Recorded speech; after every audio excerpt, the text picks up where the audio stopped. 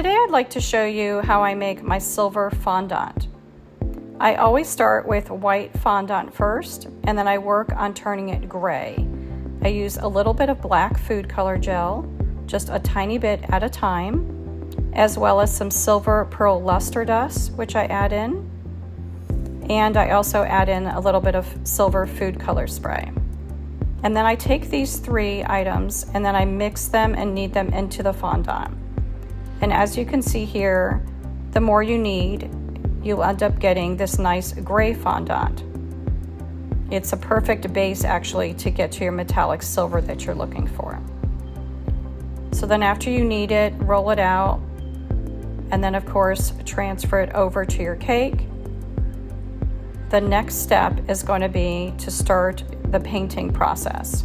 We take the silver pearl dust out again, and then I always put it a little bit into a tiny bowl, and then I mix vodka actually with it.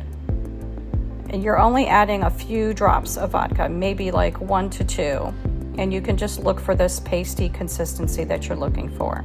You're looking for a pasty consistency, but still a little bit thin enough that you can paint it. And if you don't want to use vodka, you can also use lemon juice instead. And as you can see here, it really gets this really cool metallic, super shiny silver color. And this is great for any cake that you want to just have a little bit of extra pizzazz to. I've also done this with gold luster dust as well, which looks really cool. And this is just a neat little effect that you can put on some of your cakes.